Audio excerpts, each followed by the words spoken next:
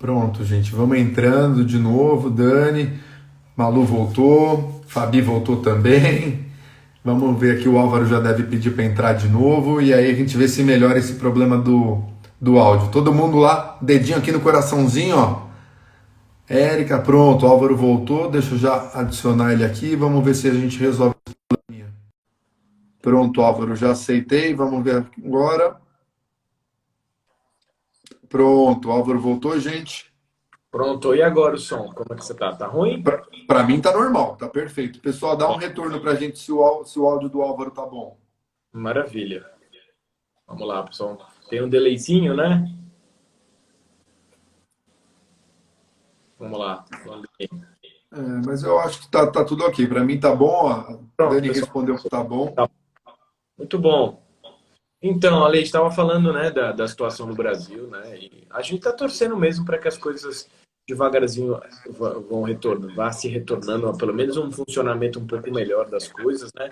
Mas acho que as pessoas têm que ter de forma muito clara que o funcionamento, a normalidade não vai acontecer, né? Mesmo nos locais onde a gente tenha um cenário mais favorável, todo esse cuidado vai ter que permear essa retomada em todas as instâncias, né? Em escolas, nos hospitais, né? Mesmo nos hospitais agora, Colombinho, uma das grandes preocupações que a gente tem dentro dos hospitais é a transmissão de Covid dentro do hospital. Isso aí a gente vai Exato.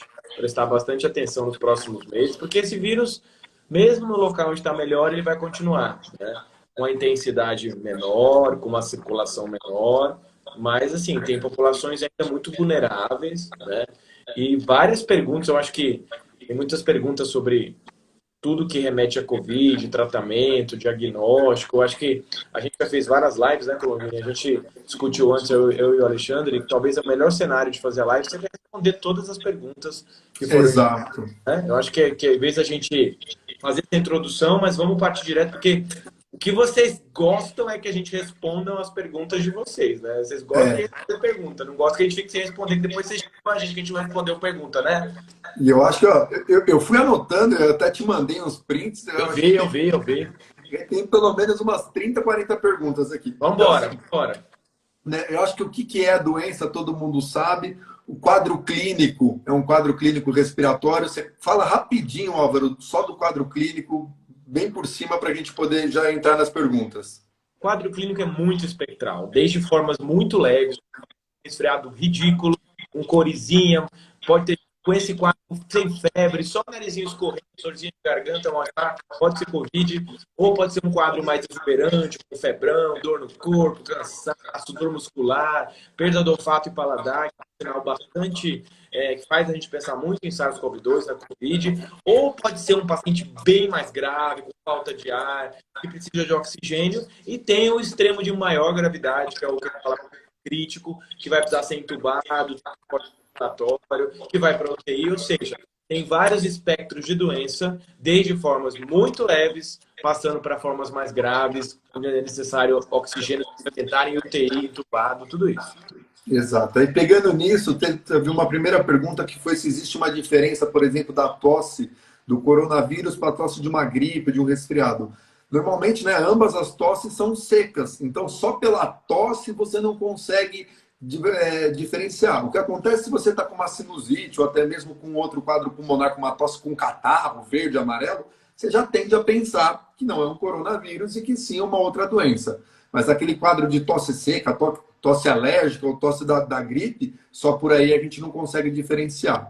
André, eu vou contar uma experiência que aconteceu comigo, né? Quando eu comecei a trabalhar com Covid no começo de março, eu tenho cronicamente um diagnóstico, eu tenho sinusite crônica, e às vezes eu faço exacerbações dessa sinusite, né?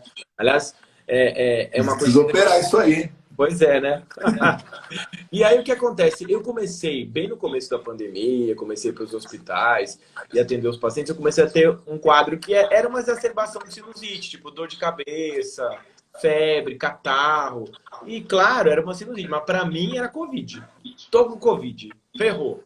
Mas no final das contas, às vezes é muito difícil o diagnóstico diferencial entre essas doenças respiratórias. Então, no local onde existe grande circulação do SARS-CoV-2 em quadros respiratórios altos, com coriza, dor de garganta, dor muscular, tem que pensar como a COVID como diagnóstico diferencial, né? É claro cuidado com os outros diagnósticos que podem ser vir juntos, né? E às vezes até pensar na co-infecção de duas coisas ao mesmo tempo. Mas vale a pena a procura de um médico quando você começa a piorar sempre, né? Começa a sentir falta de ar, né? Então a gente sabe bastante, né? Então, Exatamente. Teve uma pergunta que foi justamente sobre a questão do olfato e do paladar. Então, gente, o que acontece? O vírus é um vírus de transmissão respiratória. Quando ele entra em contato com a mucosa respiratória, lá dentro do nosso nariz, a gente tem os nervinhos que fazem a gente sentir o olfato. Esse nervo, ele é inflamado.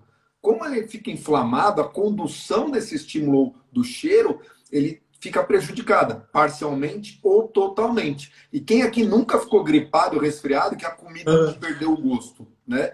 Então, a questão não é que você está com problema no teu paladar, é como o teu olfato não está funcionando direito, você acaba perdendo o paladar em paralelo a isso. Outras doenças, como gripe, resfriado, sinusite, rinite, também podem dar perda de olfato. Mas no meio de uma pandemia, uma pessoa que do nada perdeu o olfato, é o que o Álvaro estava falando aqui. A gente tem que considerar que essa pessoa vá ter uma propensão maior a estar contaminada. Exatamente. Tem alguns trabalhos feitos, especialmente algumas casuísticas do mundo, que realmente falam que a perda do olfato e paladar é um dos fatores mais, assim, tem uma predição de ser Covid muito alta, né? E isso é importante na avaliação inicial dos pacientes. E vocês também estão assistindo a nossa live, perder o olfato e paladar nesse momento realmente é uma grande pista de Covid. Não fecha o diagnóstico, definitivamente, de outras doenças podem perder o olfato e paladar. Mas, assim, dentro do momento que a gente vive, uma pista bem importante para você não esquecer de falar se você tiver isso, porque é nítido, né? Você sabe que teve um paciente meu que contou assim, doutor, eu sabia como eu percebi que eu perdi o paladar? Porque eu chupei um limão, não senti nada. E ele contou exatamente isso. Chupei um limão, eu não senti absolutamente nada. Estão até perguntando, né, Colombino? Demora para voltar? Às vezes pode demorar semanas para voltar. Pode demorar semanas. E depois, gente, eu prometo que amanhã ou no final de semana eu vou fazer um post só sobre reabilitação olfativa. O que vocês podem fazer em casa, como a gente treinar, o que a gente pode usar de produto que tem em casa, café, lavanda, baunilha. Eu vou montar isso para vocês e eu coloco no Instagram, tá bom? Não vou falar vale super a pena. Bem legal. Vai tomar muito tempo aqui da live, não é essa a ideia. E aí, Álvaro, o pessoal perguntou muito sobre diagnóstico. A grande dúvida do pessoal é quando fazer o SWAB, o exame do cotonete, o PCR, quando fazer a sorologia, como que a gente trabalha com isso? Bem legal essa pergunta. É a grande dúvida que a gente tem. As ferramentas do diagnóstico para COVID, elas não são muito boas, né? Mas, basicamente, para ser didático, dividido em dois grupos de exames. O grupo que detecta diretamente o vírus, ou mesmo fragmento do material genético, que é o PCR, que eu vou colocar o cotonete. Como é que é feito o PCR, para as pessoas entenderem? Primeiro que esse PCR geralmente é indicado no início dos sintomas da doença, na fase inicial. E o valor dele para o diagnóstico, ele aumenta entre o terceiro e o sétimo sintomas da doença. Então, é na fase inicial, onde eu vou detectar o vírus, presença ali nas secreções respiratórias. Então, é um exame meio chato, desconfortável para fazer, que é um cotonetezinho.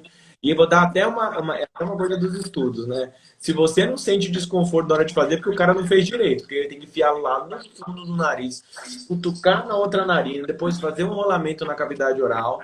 E porque aí, se ele não fizer isso, ele não vai ter uma sensibilidade para puxar ali a secreção. Então, é um exame chato de fazer. Às vezes encadeia a náusea. Tanto, Colombino, quem está fazendo esse exame do PCR, o profissional, tem que estar de EPI, de máscara N95, que a pessoa pode tossir na cara dele. Sim. Então, tem que estar protegido.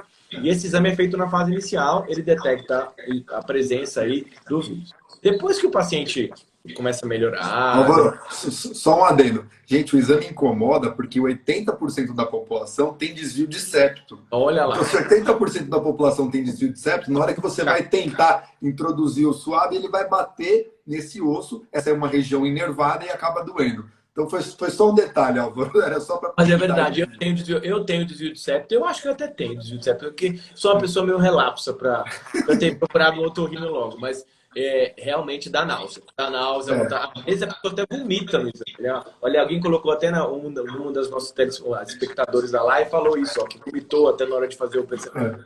É chato. Mas esse é o exame da fase inicial. Aí depois a maior polêmica é a sorologia. que detecta a presença do anticorpo, né? Geralmente essa sorologia eu realizo ela depois de mais ou menos 10 dias do início dos sintomas. Ela vai detectar a presença dessas frações de anticorpos, IgG e IgM. Então, o que acontece? Aí que vem um grande problema da sorologia. A gente ainda não sabe, por falta mesmo de conhecimento científico sobre a parte imunológica da Covid, que é todo mundo que faz essa resposta da produção de anticorpos.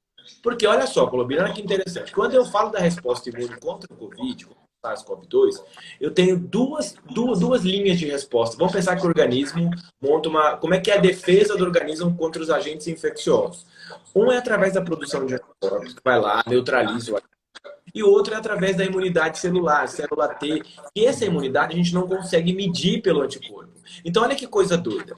Você pode ter contato com Covid, ter PCR positivo, e aí depois de 10 dias você faz lá a sorologia. Aí vem negativo, você fala, meu Deus, mas eu tive PCR positivo, eu tive Covid, eu tive perda do olfato, paladar. Por que a minha sorologia veio negativa? Aí a resposta é, nem sempre esse diagnóstico sorológico, você ter ele positivo, fecha, vai dizer que você, não, você perdeu a imunidade. Olha que coisa maluca, né? Fizeram alguns estudos no mundo avaliando o quê? As pessoas que tiveram a Covid, PCR positivo, elas perderam o anticorpo. Só que a gente esquece que o compartimento celular, as células de memória, elas também são importantes nessa resposta. Sim. Então, dá para dizer que a pessoa que perdeu lá o IgG, o IgM não fez, teoricamente, ela não fez a resposta. Talvez ela tenha a resposta celular, que também é importante na resposta final imunológica. Então, por isso é a grande dúvida. Você fazer um teste, tudo bem, veio o IgG positivo, você teve contato. Mas se você não tem o IgG, não significa que você não possa ter feito uma resposta celular arquivada. Então, eu tenho uma amiga minha do Fleury, ela trabalha lá, ela falou, Álvaro, as pessoas têm que entender, confia na resposta da célula T, porque às vezes a pessoa perde a resposta do anticorpo, mas produz essa imunidade celular. Então, é um teste difícil de interpretar, muito problema. Teste rápido também é um problema. Aqueles testes que vem de drive-thru. Boa. Já foi outra pergunta aí que você já pode falar, que são realmente os testes de farmácia, de drive-thru, essas coisas, né, que o pessoal perguntou muito. São testes ruins, de performance ruim, porque são testes rápidos, eles não quantificam IgG e IgM, tem muito resultado falso positivo e IgM falso positivo. Então, assim, o que a gente como infectologista coloca, né? Eu posso até fazer o teste, mas dê para um profissional interpretar. Não tome conclusões precipitadas. Não relaxe em prevenção baseado no resultado desse exame. O que pode acontecer? Vem lá um teste. Você mandou um amigo ver, alguém interpretar. Eu estou tranquilo, estou protegido, não vou mais usar máscara, não vou usar mais nada. Cuidado, porque o teste ainda, a interpretação pode gerar condutas inadequadas. Quer fazer o teste? Escolha o melhor teste. Na hora, se for na fase inicial PCR, se for depois de 10 dias de sintomas de sorologia, mas saiba que a interpretação por um profissional vai te dar a melhor conduta para você seguir com a prevenção. Isso é crucial. Exatamente. Eu vi um estudo, que eu acho que você deve ter lido também, que dependendo da sintomatologia do paciente, se é um paciente, por exemplo, ele teve a doença, mas ele não sentiu nada. Eu tenho um paciente que eu vou operar segunda-feira, molecão, 15 anos, saudável. Fomos testar ele antes da cirurgia, positivo, PCR positivo, né?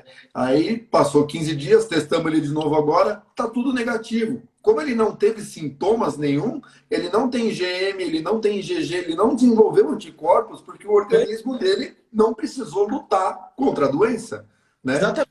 E não é garantia que ele não está protegido. Pode ser que ele tenha célula de memória, pode ser que ele se exponha de novo ao SARS-CoV-2, que ele faça uma resposta imunológica boa, suficiente para não ter uma nova infecção. Então, essas respostas, o tempo vai dizer para a gente, através de estudos epidemiológicos maiores. O Brasil e outros países do mundo onde está sendo o epicentro da epidemia, né? Brasil, alguns países da América do Sul, da África, Índia, são os países que vão estudar um pouco melhor essa resposta imunológica agora. Então, isso é muito importante para a gente entender e tranquilizar a população com resultados que às vezes são duvidosos, às vezes até, não, estou perdido, perdi o anticorpo, vou ter a doença de novo. Calma, não é bem assim. Até tem um amigo nosso anestesista que ficou internado e tudo mais, você vê, tem 2, 3 meses que ele ficou internado, e o IgM e o IgG dele mantém positivo até hoje. né? PCR, Então, né? o PCR dele o PCR dele eu não cheguei a ver. E outra coisa importante, viu, Ale? O PCR, ele pode ficar positivo às vezes semanas e não significa que a pessoa tenha doença, Você entendeu? tem fragmentos do vírus, né? Fragmento do vírus, exatamente. Então, o que acontece? A pessoa pode fazer um PCR na primeira semana, ok, ela está transmitindo. Passou de 10 dias, hoje o número mágico é 10, não é nem 14 mais, a OMS estudou isso melhor, tem alguns estudos tá, que, até que não foi publicado ainda. 10 dias depois, geralmente o paciente não transmite mais, principalmente se ele está sem sintomas da doença. Então, se eu fizer um PCR depois de 2 semanas, se ele vier positivo, pode ser só um fragmentinho do vírus que sobrou lá, que não é transmissível. Como é que eu sei que é fragmento? Se eu tenho estudo que pegou esse vírus e tentou colocar em cultura, ele não cresce mais em cultura. Se não Exato. cultura, ele não transmite mais, é fragmento mesmo, entendeu? Perfeito. Teve uma pergunta para finalizar isso aqui, que o pessoal falou: ah, eu vou visitar um parente meu, eu tô 2 meses sem ver minha mãe que mora no interior, que exame eu faço? Faço exame, não faço exame? Como que eu me comporto? Muito difícil, porque, olha só, se você fizer um teste e vier negativo, pode ser que você tenha até tido a doença, tipo, se é negativo, não posso visitar. Se vier o IgG positivo, tudo bem, aí é um cenário mais tranquilo, você já tem a doença. Então, eu acho o seguinte, você tem um pai, uma pessoa que mora, que é vulnerável, um pai que tem idade avançada, um pai que é hipertenso, diabético, tem alguma doença de base. Se você for IgG positivo, ok, até dá para visitar, mas mesmo assim, tome cuidado, vá de máscara, pratique o distância. Não é para ficar agarrado, não é para chamar um monte de gente para ir junto com você, é para fazer uma reunião breve, você com seus pais, não convidar primo, tio, para ele fazer festa, Vizinho, né?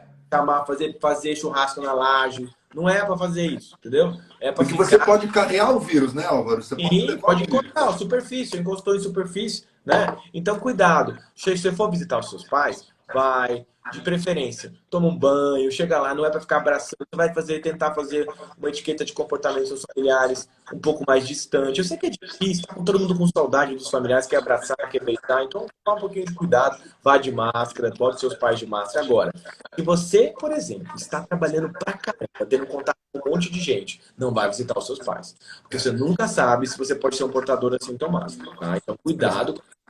Ainda mais se seu pai foi idoso, hipertenso, obeso, diabético, cardiopata, com doença de base. Não é o momento ideal. Quando a curva epidemiológica cai muito a quantidade de casos, aí eu acho que é um cenário um pouco mais tranquilo para as pessoas que não tiveram a doença e visitar pessoas mais vulneráveis. Agora, arriscar, quanto você vai arriscar com uma pessoa que você gosta, você ama, ainda mais idoso? Eu acho que idoso é o grande medo nosso, porque quem morre, Colombina, são esses pacientes. Porque São, o resto a gente. É verdade. O que você está falando, eu vou dar um exemplo que aconteceu comigo essa semana. Minha mãe é médica também, então foi preceptora do HC, tudo mais, é é legal. patologista. E aí eu tenho um avô de 96 anos que mora com ela. E ela falou: Ale, seu avô não está bem, tudo mais, você não quer subir para dar uma olhada? Eu falei: não, eu estou no pronto-socorro respiratório, eu sou torrino, eu estou lidando com secreção. Eu falei: você é tão médica quanto eu, se você achar que ele não está bem, aí a gente leva para o pronto-socorro. Mas Você até lá, eu não vou subir, porque assim, eu sou um vetor dessa doença, assim, vamos falar, por estar todo dia lidando com um paciente realmente doente, com diagnóstico confirmado, e pela minha especialidade, né? Eu costumo brincar que eu tomo tosse e catarrada na cara há 12 anos.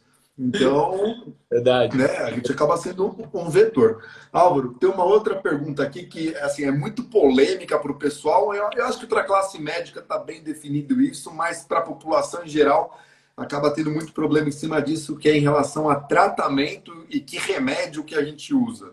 Bora lá, Clobinho. Isso é tiro, porrada e bomba, né? Até falei uma live, né? É, Vamos lá. Ó, nós somos médicos.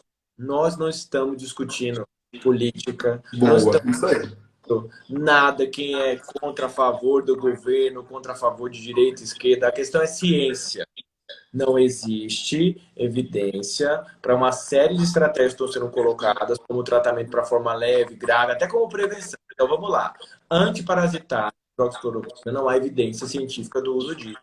Tá? Se você tem alguém que te prescreveu isso, se você sente confiança na pessoa que te prescreveu, e você quer tomar essa medicação, ok, tome. Mas não há evidência, saiba que não há evidência científica. robusta que mostra que isso tem algum nível de prevenção ou de tratamento de forma leve, moderada e grave. Aí a questão é, o que existe de evidência para a COVID de tratamento? Se você tem a forma leve e moderada da doença, você não está tendo falta de oxigênio, você vai ficar em casa tomando sintomático, isso vai passar em quase 100% das vezes se você for jovem, se não tiver comorbidade, tiver doença de base. Agora, se você começa a ter falta de ar, de conforto para respirar, aí algumas estratégias vão ter benefício comprovado. A pessoa vai ter que internar, muitas vezes, colocar oxigênio na sua via aérea para você respirar melhor. E o corticoide, tem estudo mostrando que a droga anti-inflamatória, quando utilizada para pacientes mais graves, tem benefício de diminuição de mortalidade. Então, às vezes, algum antibiótico para prever, porque tem pneumonia, você tem que tratar a pneumonia, né? Então, realmente a gente vê benefício nessas estratégias. As outras estratégias é simplesmente porque assim, olha só, vamos entender para as pessoas entenderem. A maioria dos casos de Covid se recupera sem nenhuma intervenção. E aí o que acontece? Nesses casos que se recuperam sem nenhuma intervenção, se você der lá uma outra medicação, você vai falar que o que fez melhorar foi a medicação. Então, para isso que precisa de ciência, de você fazer um estudo que você controle esses fatores, gente. A gente, como médico, como orientador para vocês aí do que está acontecendo, a gente não pode dar nossa opinião pessoal. Eu acho que isso dá certo. Eu posso falar. Achismo não existe em medicina. Ou dá certo ou dá errado. Entendeu? E aí você fala. Nada contra ninguém, quer usar, utiliza. Se o senhor confia no seu médico, ele prescreveu, ok, mas não há evidência robusta para uso disso. Nenhuma corticoide sim, antibiótico sim, antiviral algumas vezes sim, né? Mas cada caso é um caso. É muito difícil a gente fazer um protocolo aqui nessa live para todo mundo, mas não acreditem em coisa. Milagres para a Covid não existe ainda. Infelizmente, gostaria muito que funcionasse. Se funcionasse, eu seria você, eu, Colombino. Seríamos as primeiras pessoas a prescrever isso para os pacientes. Agora, não dá para a gente fazer isso sem evidência científica. É, que as pessoas têm que entender que está todo mundo querendo salvar vidas. Então, se tivesse um negócio, ia ser maravilhoso. Imagina Né? que a gente não ia prescrever. Imagina, porque eu acho que a gente é louco. Como a gente não ia prescrever? Se eu tivesse uma droga que tivesse benefício, vendo um monte de gente morrer no hospital, eu não ia prescrever. Mas é meio absurdo. Gente, tem que entender que não é política, é ciência. É ciência. É bom com isso. As pessoas às vezes ficam agressivas, falam, mas meu vizinho tomou cloroquina, meu vizinho tomou ivermectina e ficou bom. Daí fala, mas ele também comeu feijão. Pois é. Foi o feijão? Foi a ivermectina? A gente sabe que não é o remédio. Por mais que a gente tenha uma resposta in vitro de um monte de drogas que não conseguimos. Não é só essas duas, é um monte de droga que in vitro, né, na plaquinha lá, a gente, no laboratório, consegue inibir o vírus. Mas quando a gente pega essas drogas e vai testar na pessoa, no ser humano, elas, infelizmente, não têm a resposta que a gente gostaria que ela tivesse. E o pior, Colombini, o pior é você achar que dando 5 ou 6 medicações profiláticas para os pacientes, que isso, gente, existiu na história da medicina você fazer profilaxia com 5, 6 remédios associados, hidroxicloroquina, mais ivermectina, mas, gente, nunca existiu isso. Não, nunca existiu. E se tiver alguma droga que tenha benefício de prevenção, tem que ser mostrada no estudo grande, onde as pessoas que tomaram versus as que não tomaram, as que tomaram não tiveram Covid. Eu posso falar, eu tratei 10 pessoas e as 10 que tomaram isso melhoraram. Bem, não tem evidência estatística. O povo tem que entender, a população tem que entender que é isso. Nós estamos do lado de vocês, não estamos contra a população. A gente jurou salvar vidas, né? Entendeu? Não, de forma alguma que eu vou me posicionar. Eu posso ou amar o presidente ou odiar o presidente. Então não interessa. O que interessa é as pessoas ficando bem, a doença se controlando no Brasil através de estratégias cientificamente comprovadas. A gente vai errar talvez muito com a Covid, vai aprender muito, né? E a gente não tem o conhecimento todo sobre essa doença. Nós estamos constantemente... Colombini, eu sou infectologista, trabalho com HIV. Primeiros 6 meses do HIV, ninguém sabia nada sobre isso. Nada. Nós estamos com 40 anos de HIV agora, a gente sabe muito. Até hoje, a gente tem vacina para HIV, tem um monte de dúvida. Agora, como é que eu posso ter fórmulas milagrosas com 6 meses da doença, gente? Não é assim. É isso aí. E outra coisa que eu falo muito, Álvaro, o pessoal fala assim, mas eu vou tomar ivermectina ou cloroquina de uma maneira profilática. Mas você vai tomar até quando? Quando? Qual é a dose? Não, qual que é a dose? Por quanto tempo? Esse vírus vai permanecer, sei lá, 20, 30, 40 anos. Você vai tomar ivermectina todo dia por 40 anos? né? Sim, As drogas, os remédios têm efeitos colaterais, sabe? A gente sabe que até um remédio simples como o paracetamol, você pode ter uma hepatite fulminante. Então, sim. gente, não É, Gabi, pode. a questão, você falou tudo. A gente é médico, a gente sabe o que a gente está falando. De evento adverso. Então, a população que é leiga, ela pode.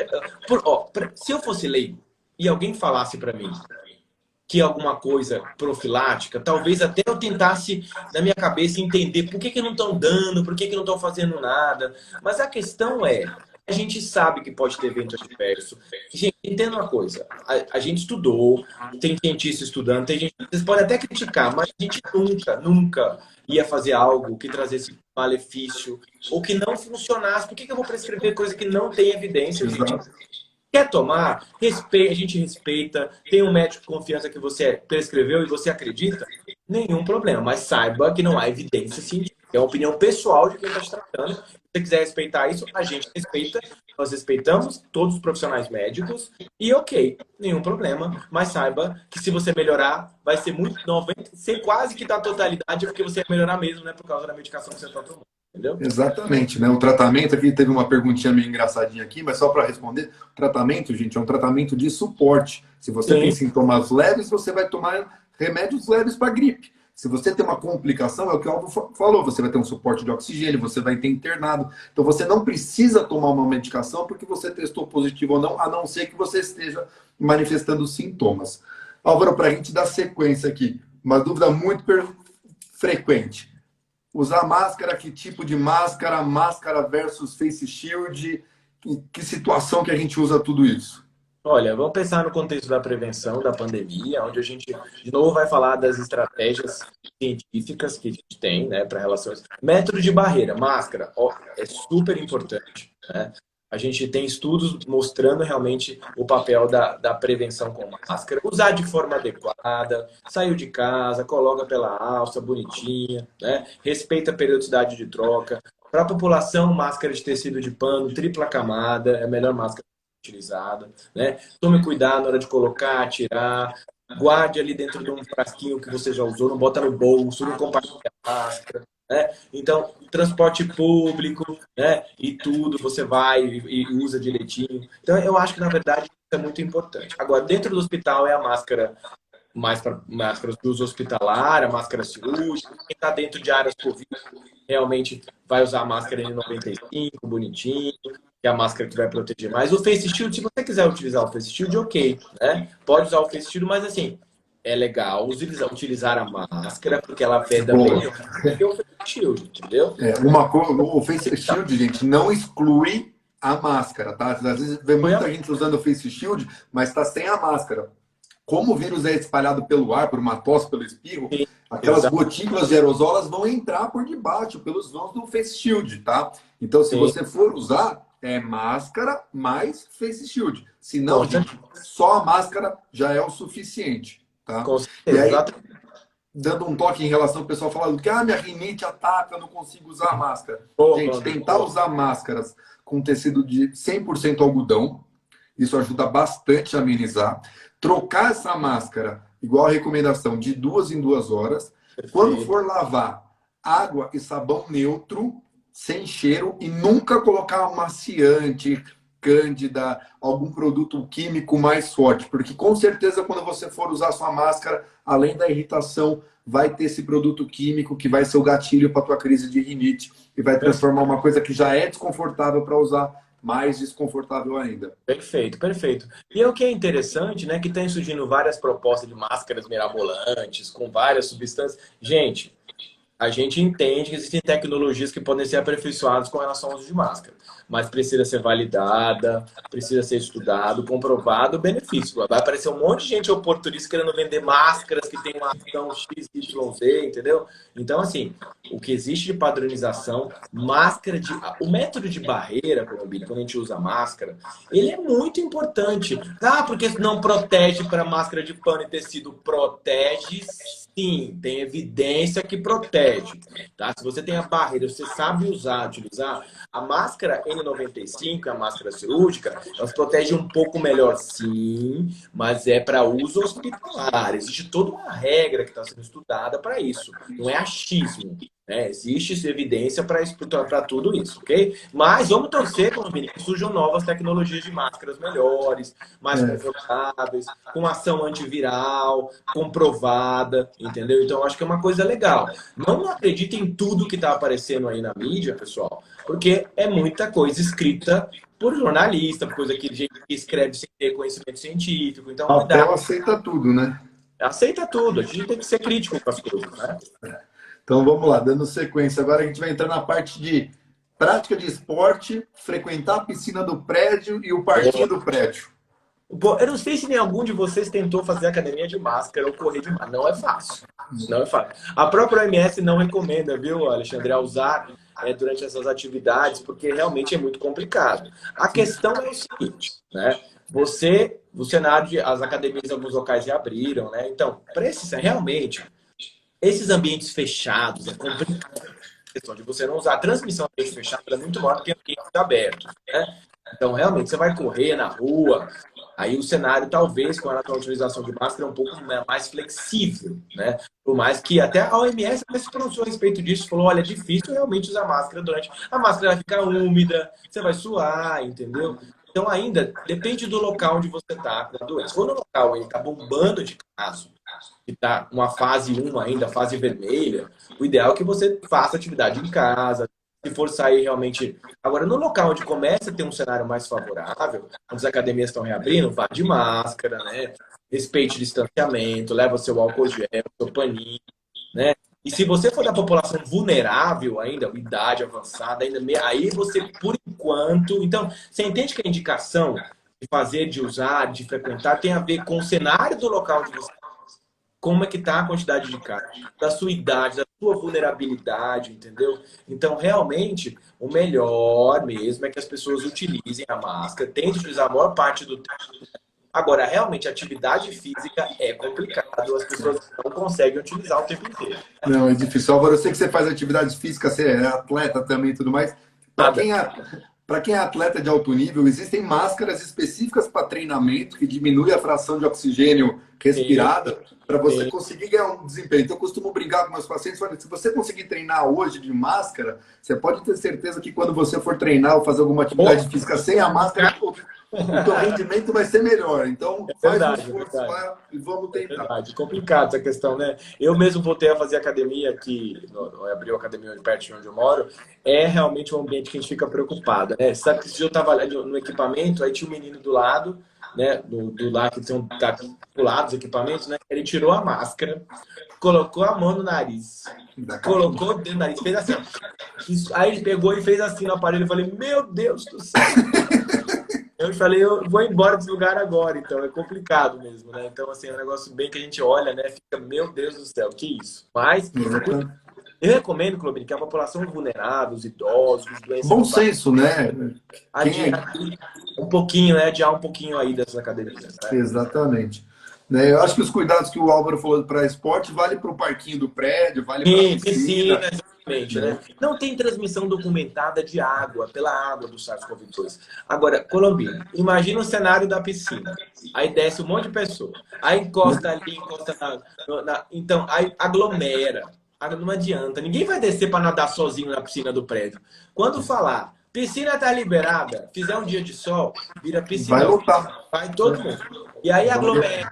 Leva comida, senta tudo. A questão da Covid é muito claro isso. Para quem está na linha de frente atendendo os pacientes, Colombini, o discurso é muito comum. Eu, final de semana, eu não aguentei. Aí eu fui na casa de alguém. Aí, olha hoje, eu atendi uma colega médica, ela falou assim, ai Álvaro, deixa eu te falar um negócio. Eu fui, no final de semana eu fui na casa de 3 amigas médicas. Foi abrir um vinho, ficamos as 3 lá o dia inteiro. As 3 trabalhando em pronto-socorro. Aí o que aconteceu? As 3 testaram positivo. Me ligou hoje uma amiga minha e falou que veio o PCR positivo. E aí, o que eu faço? Eu falei, deve ter pego também. Né? Então, aglomerar, não. Reunião com muita gente, não. Não é o momento ainda, gente. É difícil o isolamento, não é fácil. Fica sozinho, é complicado. Mas você trazer pessoas para sua casa, ainda mais que está dentro trabalhando no hospital, ou gente que você não conhece, nesse momento, Se você quiser fazer, ok, mas saiba que você pode fazer para pessoas que você mora junto, gente vulnerável. Então pense no seu próximo, em quem está morando junto com você. Mas você mora com seu pai, imagina você, Colombina. Tem uma avó que mora em casa, um avô de 70, 80 anos, aí você convida a gente para vir para casa, e depois você passa a doença para eles. Não pode, gente. Ó, vou contar um caso verídico que aconteceu. Ó, peguei umas 3 semanas lá no pronto-socorro, uma gestante, 38 semanas. Já estava para ter a luz, os irmãos queriam ver, queriam abraçar e tudo mais, o marido era contra, aí já começa aquela briga de família, né? Porque o marido é contra, os irmãos querem vir visitar e tudo mais. Resultado, a família veio visitar a mulher. O que aconteceu? Testou positivo. Triste, Tá? né? Finalzinho da gestação, a mulher estava sendo internada, testou positivo. Por quê? Porque a família veio visitar. Ela passou a gestação inteira, né, dentro desse período, em isolamento, bonitinho, sem nenhum sintoma. No final da gestação, porque a família brigou, fez pressão e ela não soube falar não para a família, não quis se indispor, foi testar positivo no final da gestação. Tá vendo? Então, assim, tomar cuidado. As populações vulneráveis, que têm algum fator de risco, tem que tomar um cuidado redobrado mesmo, né? E quem mora com essas populações também, porque você está compartilhando o mesmo ambiente que ela, gente. É uma questão, gente, ó, é porque assim, talvez muita gente não tenha visto esse paciente morrer, não tenha tido um colega que faleceu, eu tive uma colega médica que faleceu, eu vi muita gente, infelizmente, perder a vida com Covid. Então, assim, às vezes é difícil as pessoas entenderem que isso é grave, que isso pode ter muita evolução muito rápida, as pessoas podem morrer rapidamente. Então, realmente, a gente precisa ter essa conscientização de amor ao próximo. Tá na hora, né, gente, da gente olhar para as coisas, acreditar no que a ciência fala, acreditar no que... ter um comportamento, né, racional, sabe? Tranquilo. Eu sei que não é fácil, Colombina. Às vezes a gente fica maluco com quarentena, de ficar trancado em casa, mas tem que respeitar mesmo isso que a gente está falando, é importante, né? Eu entendo a população, porque infelizmente, Álvaro, tem muita informação descruzada, né? Tipo, vem muita informação de tudo quanto é lado.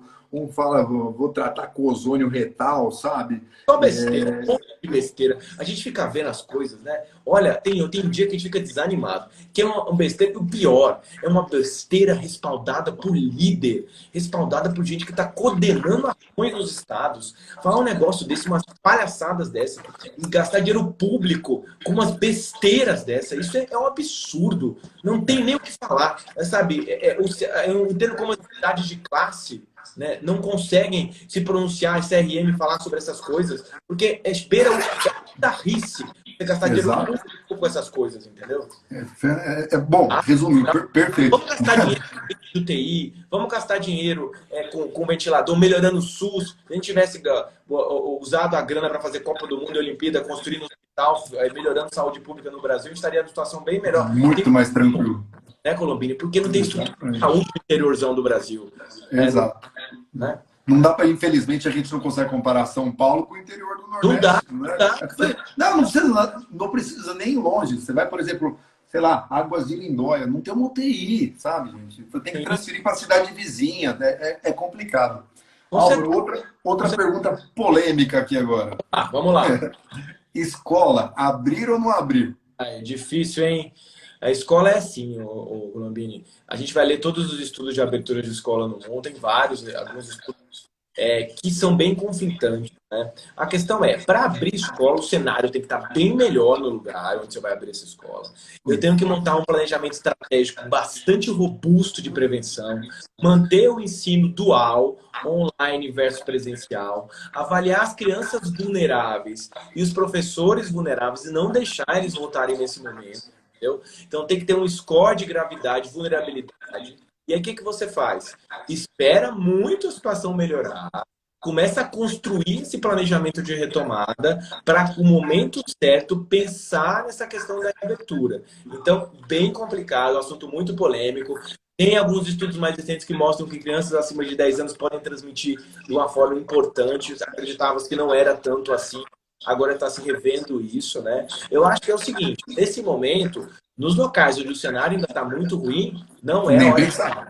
Definitivamente. Não é hora de abrir. Nos locais onde a doença começa a melhorar, não é que eu acho que tem que abrir, tem que começar a pensar num planejamento estruturado, onde vai se manter esse ensino online por um bom tempo ainda, vai se manter esse estudo, vai se manter realmente. Não tem como você colocar um professor vulnerável para dar aula nesse momento ainda. Então, nós temos que realmente ter paciência com a questão das aberturas das escolas, porque ainda talvez não seja o momento em muitos locais do Brasil. Eu fiz uma live com o Roberto, né, com o Dr. Bactéria, e depois eu tive até um pessoal me xingando, porque eu falei, gente, a gente tem que pensar, isso é opinião minha agora, pessoal, as coisas estão começando a voltar. Então, o pai trabalha, a mãe trabalha, não pode deixar com os avós, isso é fato, né? Sim. Então, assim, vai contratar uma pessoa também de fora para vir cuidar, essa pessoa vai vir de transporte público, vai... Então, assim, as duas situações, né, de você mandar para a escola, tem todo o risco que tem que fazer o que o Álvaro falou, de planejamento, de estruturar, tirar professor que é grupo de risco, tirar aluno que é grupo de risco, deixar os pais terem liberdade, falar, meu filho vai, meu filho não vai, sem ter prejuízo de ano letivo, né? É todo um planejamento, mas ao mesmo lado tem que pensar que as coisas, se estão voltando ao normal, né, o que os chamados serviços essenciais estão voltando ao normal, a escola não deixa de ser um serviço essencial. Sim, com certeza. O que me preocupa, Copini, é o seguinte: a diferença de recursos para montar esse planejamento. Não dá para a gente comparar o setor privado com o setor público. Setor privado. Eu estou fazendo um planejamento de retomada de uma escola aqui fora de São Paulo que tem uma estrutura financeira absurdamente grande para fazer o que eles quiserem na escola. Sim. Aí é muito mais fácil, né? Agora, tem alguns estudos em alguns países de terceiro mundo, Colômbia, que é muito interessante. Alguns locais do mundo, as crianças vão na escola para comer. Para comer. Porque não tem refeição em casa. Então, se a gente pesar numa balança, a mortalidade por falta de... Na África, por exemplo... Por falta de comida ou por Covid? Cada cenário é um cenário. Então, a resposta da reabertura depende de um monte de fatores e a balança no momento está tendendo mais a não abrir, mas vai chegar um momento que a epidemia vai melhorar e se a gente tiver estudos conclusivos da pediatria melhores, mostrando que a transmissão é menos agressiva, se a gente montar um fluxo adequado nas escolas, prever vulnerabilidade, reduzir a área física, contemplar menos crianças nas salas, ter uso de máscara, estratificar o retorno por idade, monitorizar essas crianças. Então, olha a quantidade de coisa para fazer. Não é fácil, não. Não é fácil. É muito complexo, é muito complexo. Né? E depois, isso aqui, só o tema escola, eu acho que já dá uma live sozinho, né? Com certeza. Então, escola já dá uma live inteira. E vai faltar tempo. Vamos lá, agora essa parte aqui é legal. Vacina, né? Que agora a gente tem vacina saindo. E teve uma pergunta muito interessante que daí você já responde junto com a questão da vacina. Quem já teve, né, o coronavírus, vai tomar vacina ou não? Ótima pergunta. Vamos lá. Estudos de vacina, né? A gente tem inúmeras propostas, já surgiram desde o começo da pandemia, em março, abril, todo mundo da vacina, obviamente, né? Obviamente, porque a gente quer, é o que o mundo quer, né? E a gente tem mais de propostas totalmente diferentes, vacinas malucas, até, além do que a gente já está estudando agora. E aí caminhou. Os estudos de vacina eles são feitos em fases, né? E a gente tem algumas vacinas em fases mais avançadas, que é a fase 3 que a gente fala, né? Pouca gente sabe, existe fase 4 de vacina, que é a farmacovigilância depois que a vacina é liberada para ver se realmente, a longo prazo, ela apresenta algum evento adverso. Então, as pessoas não sabem muito disso. Isso existe mesmo. A gente tem algumas vacinas que a gente conhece, que estão sendo estudadas numa fase 3. O Brasil faz parte desses estudos, a vacina de Oxford, que é uma vacina de adenovírus de chimpanzé, e a vacina da China, que é uma vacina de vírus inativado, a vacina que é o Coronavac, também em parceria com o Instituto Butantan aqui em São Paulo, né? Então, essas duas vacinas estão na fase 3, são vacinas que têm resultados publicados, especialmente a vacina de Oxford, a fase 2, fez uma resposta imune bastante interessante, um oral e celular, as duas vertentes você conseguiu com essa vacina. Então, essa vacina caminha para uma fase 3 já iniciada. É uma vacina com excelentes perspectivas para dar certo. Eu tenho bastante esperança nessa vacina de Oxford e também na vacina da China de vírus inativado. A gente só precisa saber durabilidade dessa resposta, quantas doses, tudo isso é importante, né? Agora, quando a gente fala... Desculpa, Bruno, eu te interrompi. Quando a gente fala de vacina, a gente tem que... Eu acho que é o que você ia falar. A gente tem que ver se efeitos colaterais, segurança da vacina, durabilidade, tempo de resposta, vai ser dose única, vai ser como uma vacina da gripe que tem que tomar todo ano. Né? E como que a gente vai pensar em tempo de duração de anticorpo, de resposta, se não tem nem teste direito nisso? Pois é, aí vem aquela bizarrice de vacina da Rússia, que eles anunciam que eles têm a vacina sem ter nenhum estudo publicado, né? Sim. Em uma fase publicada, né? Não sabe nem qual é a dose, quantas doses toma. Aí de novo vem aquela discussão que a gente já está com o saco na cabeça. Ah, por quê? Vocês são contra a Rússia. Gente, É. de novo a história. Tem que ter estudo mostrando que funciona. Se eu fabricar uma vacina aqui em casa, você vai vender e dizer que funciona. Cadê onde que tem o estudo? Então, assim, não é pessimismo. A gente não é pessimista. A gente só quer ver. Então, se der certo, porque publica, mostra que funciona. Agora, comprar uma vacina da Rússia, como foi feito aqui no Brasil, sem nem ter resultado, gente, é um absurdo isso. É o que o Álvaro falou, gente. Por exemplo, você pega o HIV como exemplo, uma Pois é. doença que está aí há 40 anos e não tem vacina, sabe? As coisas não são simples. Aqui o negócio pegou de um jeito tão mundial, tão grande, que saiu uma corrida desenfreada, Sim, né? e a gente precisa, né? É bem aí, Colombini. É uma corrida para a vacina. E tomara que a gente tenha 3, 4 vacinas que Sim. funcionem. E a gente pode escolher a melhor vacina para dar. Pô, essa funciona mais para idoso. Essa funciona mais para criança. Essa precisa fazer tantas doses. Essa dá menos reação. Que seria ótimo ter várias vacinas. Seria muito, muito melhor. Né? Ter muitas vacinas com relação ao Covid. Mas vamos esperar. Eu acho que a vacina de Oxford parece uma vacina bastante promissora, eu acho. Eu estou super otimista, eu acho que é uma vacina que vai ter um nível de proteção alto. Talvez seja a primeira vacina realmente com estudos robustos a ser disponibilizada em larga escala de comercial. Tomara que que eu esteja enganado, venha uma antes melhor do que a de Oxford, mas as fases avançadas é Oxford e a Coronavac, a vacina de vírus inativado da China. E você acha que a estratégia de vacinação vai seguir paralela à vacina da gripe? Primeiro profissionais da saúde, grupos de risco, Com certeza. idosos, crianças. Tem que vacinar primeiro os vulneráveis. Tem que vacinar primeiro quem morre da doença. Idoso, gente acima de 60, 70 anos, com doença de base. Quem vai ter que ser vacinado inicialmente são as populações vulneráveis, quem trabalha no hospital, profissional de saúde. Claro que a vacina vai ser em fases. Primeiro, depois que eu descobrir essa vacina, eu vou precisar produzir em larga escala, tem que ter insumo para produzir isso, né? E não é fácil, a vacina para o mundo inteiro. Você tem que ter matéria-prima. Eu vi na TV ontem que o pessoal já está preocupado com a fabricação de seringas. Pois é, bem por aqui mesmo. Não, porque não tem demanda. Não tem demanda de fabricar seringa suficiente, por exemplo, para vacinar a população mundial. Então o pessoal já está comprando seringa, agulha, algodão, enfim, para você conseguir ter um estoque dessas coisas para você poder fazer a vacina. Senão você tem a vacina e não tem a agulha para aplicar. Perfeito. A pergunta do quem teve Covid vai tomar a vacina. Aí é uma grande pergunta essa. Porque será que a imunidade natural pela doença... Será não? Ela é diferente da imunidade vacinal.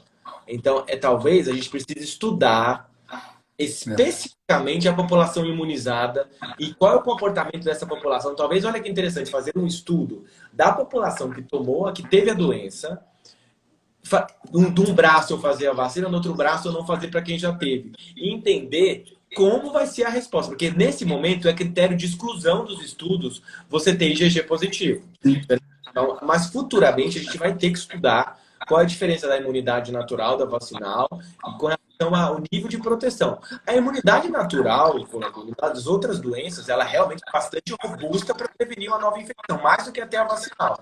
Sim. Então, independente se o SARS-CoV-2, o vírus da Covid, vai ter esse comportamento imunológico de durabilidade. Então, estudar isso é uma pergunta que vai ser estudada, com certeza. Eu não tenho uma resposta para essa pergunta.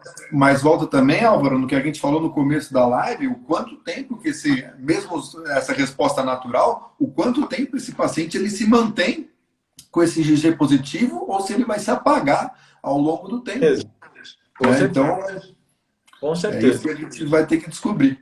E a última pergunta, que eu acho que é a pergunta de... Fizeram essa pergunta aqui, é a pergunta de 1 milhão. Quando que isso vai acabar? Olha, eu vou dar o que eu acho que vai acontecer. Vamos ter aqui, vamos fazer um cenário de agosto até dezembro. Nós vamos ter o Brasil ainda nessa fase de platô caindo lentamente, né? Alguns estados melhorando bastante, outros demorando a melhorar um pouco mais. Todo mundo utilizando máscara até o final do ano, distanciando. A gente tendo muita dificuldade para abrir locais com grande aglomeração até o final do ano. A gente não tendo esses eventos grandes até o final do ano, congresso, casa noturna, online, né? grandes eventos, a gente não vai ter isso até o final do ano. O que a gente fica até triste, né? Uma coisa que eu fiquei pensando esses dias, né, Colombini? Como vai ser o nosso Natal esse ano, né? Será que a gente vai poder juntar os velhinhos com a família? Provavelmente Normalmente não, né? difícil, né? Então a gente fica triste, né? Porque imagina só aquela festa de Natal, todo mundo junto, né? Então gente, é um ano muito triste para todo mundo, né? É um ano muito triste, um ano que a gente não gostaria de ter que passar essas notícias para todo mundo, mas assim, a gente vai lentamente voltando a essas atividades, mas de uma forma muito lenta mesmo, né? Não tem como a gente esperar todo mundo usando máscara, todo mundo ainda se distanciando, os idosos, os vulneráveis ainda tomando cuidado. E vamos esperar que nesse meio tempo, entre novembro e dezembro, a gente, alguém publique vacina de Oxford lá, resultados maravilhosos, que a gente consiga já planejar para o ano de 2021 o começo dessa vacina em larga escala para o mundo, né? E a gente, realmente, nesse meio tempo, teremos o segundo semestre bem melhor do que o primeiro, com certeza. O primeiro semestre um caos. Mas um semestre a gente vai ter bem melhor, mas muito distante do que era fevereiro e janeiro, né? Exatamente. Álvaro, só tenho te agradecer. É uma amizade que a gente tem há 12 anos. Quando a gente tá... Ele é velho de guerra isso aí, filho. Já. Quando eu estava saindo da faculdade, nos plantõezinhos de começo de vida, e a gente mantém até hoje. Eu acho que assim, acho que você conseguiu, de uma maneira brilhante, tirar a dúvida de muita gente, extremamente didático. Só tenho a agradecer em nome de todo mundo. Gente, eu vou deixar essa live salva, vou tentar salvar também para colocar no canal do YouTube. Então, quem tiver dúvida, quem não segue o Álvaro, começa a seguir. Quem não me segue também, começa a seguir. Gente, é prof.álvaro Costa. Pode seguir. Segue o Colombini também. É muito bom estar com vocês. Obrigado pelo convite, Colombini. Muito bom você estar envolvido nisso, como otorrino. É importante que tenha outros profissionais, além de infectologistas, junto com a gente na linha de frente, trabalhando.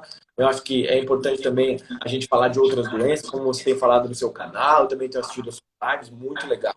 A prevalência de doença respiratória no Brasil é muito alta. É importante. Muito alta. Né? E a gente está entrando no inverno agora, né? Então as pessoas vão começar a ficar doentes e começam, eu estou espirrando, eu estou com Covid, eu estou com rinite, minha asma é catacombe, é bronquite. Então é muito importante a gente entender. Procura tá com as coisas. Eu mesmo vou procurar esses dias que eu tenho sinusite crônica. Nunca tratei essa porcaria direito. Agora eu vou procurar. Eu só enrolo. Eu vou te mostrar um caso que eu operei de um colega médico, amigo nosso, que ficou enrolando anos. Depois eu te mostro a cirurgia dele. Eu nem quero ver, tô até com medo já. Gente, boa noite. Obrigado a todos. Álvaro, de coração, muito obrigado. Bom estar com vocês. A gente só falou aqui para vocês coisas verdadeiras, passar o que passar um conhecimento que a gente adquiriu aí no dia a dia, com outros colegas também, né? Nós estamos aqui em prol de passar informações verdadeiras, não alimentar. Chega de fake news, chega de besteira, vamos falar a verdade para vocês e vamos torcer para que todas essas boas notícias que a gente está esperando acontecer de vacina, que surja tratamento que funcione, estudos bem conduzidos, que a gente consiga falar, poxa, a vida tem tratamento, as coisas vão melhorar, né? Muita saúde aí para todo mundo se cuida, você também se cuida, Colombini. E logo a gente faz uma outra live, né, Colombini? Vamos combinar uma cada um mês e meio, para falar das notícias. Para ir atualizando, para a gente ver o que a gente tem de novidade aí.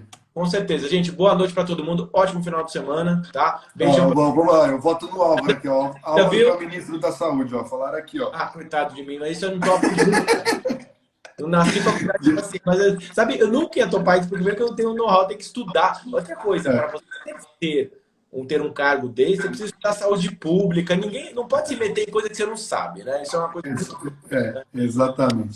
Gente, boa noite para todos, muito obrigado. Tchau. Muito bom.